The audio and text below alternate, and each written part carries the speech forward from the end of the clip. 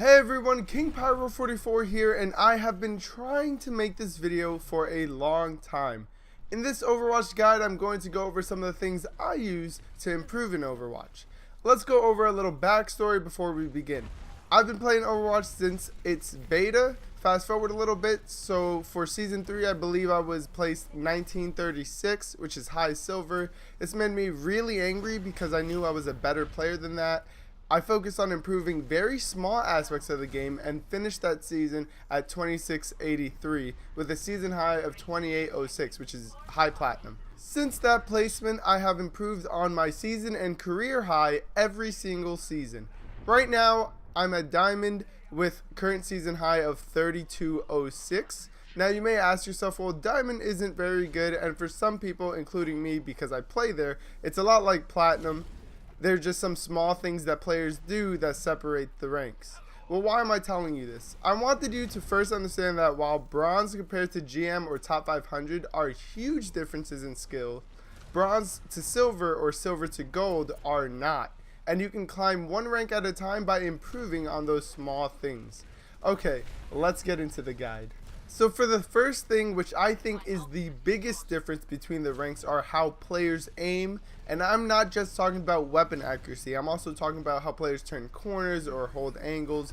By working on this, you will see, in my opinion, the biggest change in your SR and your actual personal skill. I mean, you have to think about it like this. At its core, Overwatch is a first-person shooter. You need to be able to hit targets and do damage so that you can help your team win, aside from certain heroes like Winston or Symmetra or Mercy that don't really need to aim. So how do we work on our aim? For me, one of the best videos that I watched, since I improve a lot by seeing other people play, is by Skyline. I gotta give him a quick shout out here.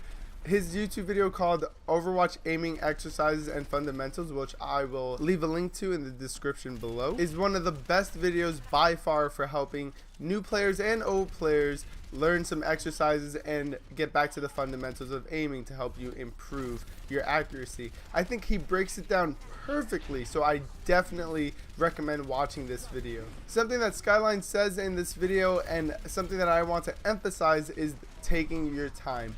Improving your aim will be different for everyone, so you have to work at this at your own pace. Like he says, 100% accuracy is the key. This is something that I struggled with a lot when I first tried to improve my aim. I used to just rattle off shots and see how quickly I can kill the bots or whatever I was training against, but it honestly didn't help at all. When I slowed down and took my time and made sure I was making every single shot count, no matter how long it took, that's when I started to see incremental improvements in my accuracy. Like I said, taking 6 bots down in 10 seconds with 19% weapon accuracy is not going to improve your aim.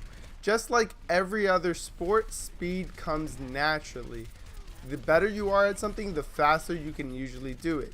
This all comes down to muscle memory. Since I am a big baseball fan myself, I will try to relate it to that. So as a pitcher, when you're learning to throw strikes, you don't start throwing pitches as hard as you can. You take it slow, learn your release point, your balance, and everything. Once you start getting better, you can start ramping up your arm speed and start throwing strikes at full speed. Again, it doesn't matter if you're throwing 99 miles an hour. If you can't hit the target, you're ineffective. Now, the reason why I started off with aiming is because it's one of the things that you'll actually notice the more you practice and the better you get. You'll start seeing that you will actually hit more shots. The harder shots that you used to miss all the time, you'll start winning 1v1s. Some situations where you usually die, you'll end up living because you can outduel your opponent. So the improvement there is very physical. You can actually see that you're getting better. So that's why I like to start with aiming, because other things are a little bit less noticeable physically and a lot more noticeable mentally. And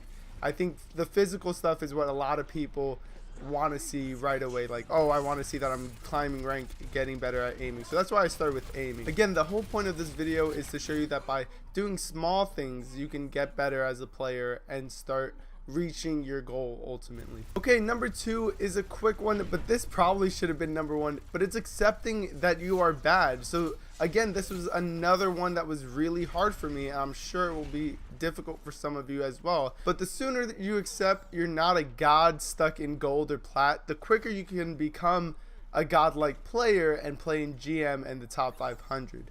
I always was the first one to say my team through, or it was not my fault, I was doing my job, while 90% it was me underperforming or making a mistake here and there. Once you understand that and can be critical on yourself, and you get into that mindset of what could I have done better, you'll break that ceiling and there'll be no limit to how much you can improve, because you're always accepting the mistakes you make and then going about correcting them. Okay, the third thing is watching your games, wins and losses. So fortunately for me, I usually only play ranked on my stream, which means I'm also recording the game and I can go back and see what I did wrong in my losses, but also what I did right in my wins. I think that watching your own games is probably the best way for you to see what you did wrong and what you should have done in those situations. This alone will make you a much better player. I will leave a link to OBS, which is a free software you can use to record or stream video from your computer, so you can go ahead and record your games and watch and see what you guys did wrong or what you did right. Watch the wins as well, see why you won that game, whether it was your opponent doing something wrong or whether it was you doing something right. That can really help as well. The fourth tip that I can give you is to narrow your hero pool. I honestly think that you can actually climb with any hero in the game as long as you're really good with them. So the first thing you have to do is pick a few heroes, maybe 3 to 4 heroes that you are going to main. Why should you do this? Well, think about it this way. There are currently 24 heroes in Overwatch, with more on the way, and there is almost no way for you to be able to play them all at a level that will allow you to climb up to Masters or GM.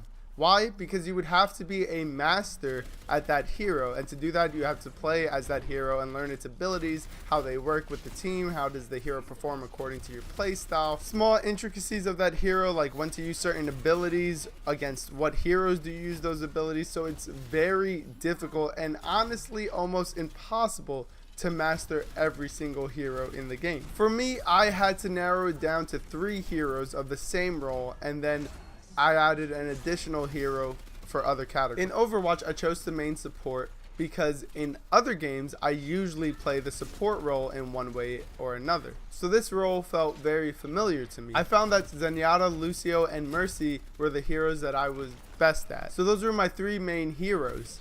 I also decided to learn Soldier 76 and Zarya just in case I had to switch to DPS or tank, since I usually play solo queue.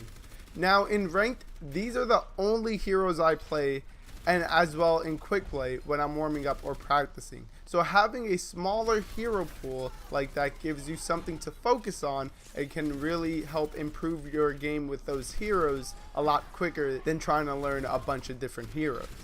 Okay, and the last tip I'm going to give you, and I thought about this one a lot, and I think watching pro players or players in top 500 that play the heroes that you main and like can be extremely beneficial to you as you improve with that hero. Why is that? Well, top 500 players are there because they understand the game and the heroes that they play at the highest level possible. Watching them play at the highest level can show you how to be effective at the highest level with those heroes. But really focus on the small things that they're doing. For example, take a look at their positioning on certain maps with whatever hero they're playing. Who are they targeting and why? Watch their crosshair and see where they're aiming as they walk around the map. Ask yourself, why are they looking in that direction? What advantage are they taking? Try to notice what risk they're taking and why, and if it works out for them, because pro players, top 500 players, they make mistakes as well, and you can learn from that as well. Alright guys, so that's gonna do it for my Overwatch guide on how to improve in Overwatch. Guys, I follow these same tips every day trying to improve my game, and I can tell you that they actually work. This is how you improve in Overwatch and at other things in life as well. You just need to focus on getting better at little things one at a time, and then you can take those little improvements and put them together to create a big noticeable improvement. In the comments below, let me know if you have any other advice for people trying to improve in Overwatch, and make sure to like the video and subscribe to the channel if you haven't yet. Also, if you didn't know, I do stream on Twitch, and the link and schedule will be in the description below. Thank you all for watching. Again, I'm King Pyro 44, and I'm out of here. Peace.